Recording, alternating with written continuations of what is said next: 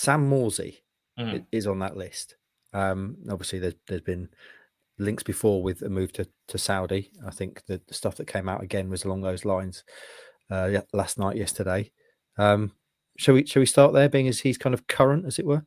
Yeah, conflicted on Sam Morsy, as I think most of the fan base will be, in terms of he has been the main man in this back-to-back promotion. Morsy and McKenna's men, beating heart at the side, on and off the pitch.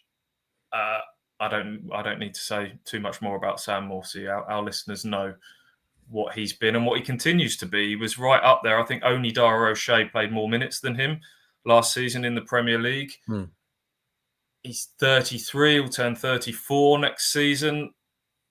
Is that a prohibitor to him still being a top-end Championship player? No, I don't think so. He's someone that's, really, he's the ultimate professional who really looks after himself.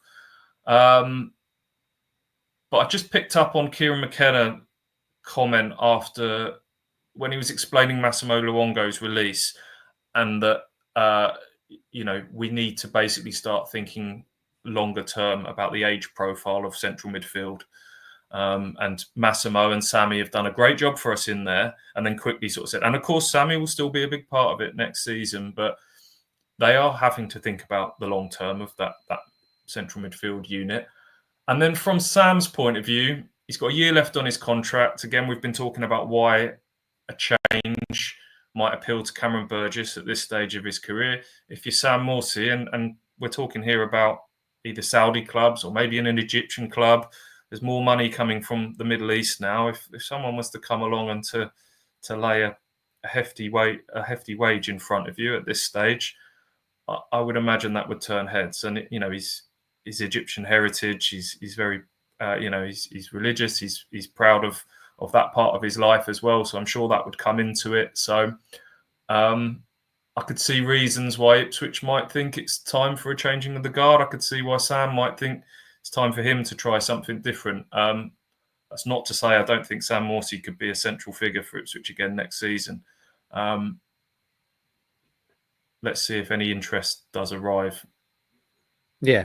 I mean, I spoke to him obviously on Sunday at the club, and he seemed incredibly relaxed and happy because he was about to fly off on holiday, but spoke quite passionately about the summer ahead and how tough it's going to be and keeping in shape and the challenge of getting back into the Premier League and debriefing with Kieran McKenna, all that kind of stuff. So there wouldn't be, clearly. He's not going to go, by the way, I'm off. But there was no kind of hint that he was thinking about anything other than his upcoming holiday, the Fabio Wardley fight, and then getting stuck into a summer of hard work and getting Town back into the Premier League. What do you make on the Morsy piece, AJ?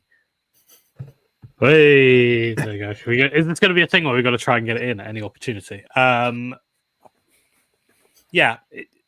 Tricky, isn't it? Where my gut has always said it was always going to be a case of him staying and being in the Championship next year, and maybe the role wouldn't be quite as prominent, and you could see him being kind of changed in and out a little bit, like it's happened in the Premier League, where we've seen him be a regular starter at times, and then others he's kind of stepped out a little bit and allowed other players to come in, and he hasn't been kind of totally Mr. Consistent, playing week in, week out last season. Maybe that would carry on into next season, but there was still a big part for him to play. But I agree with the point that Stu made, that sometimes when you're getting to 34, that kind of age area, that you want to go and try something different, and you've got to think about the finances and your long-term future, and all of those different kind of parts come into play. So I still feel that he will be here next year, if you ask me right now. But maybe like some of the other players, like Cam Burgess, like Axel Tuanzebe, maybe there is a period now before the start of pre-season, before coming back in and really then being 100% focused, where he needs to have a little think about what the right thing is for him, not just at this juncture of his career, but also next year when his contract expires, also thinking about being back in the Premier League potentially, if Ipswich can get back up, and wanting to test himself at that level. Is he able to play at that level when he'd be approaching 35, coming on 36 at that point? And you've got to always think ahead. So this is now a little period for him to have a think about that, because it's not just about being kind of hyper fixated on what the next few weeks are going to be. There's also the Dara O'Shea captain dynamic here as well, isn't there? And the way that Kieran McKenna's kind of really talked him up as a leader and heavily hinted that he's kind of captain in the making for Ipswich Town.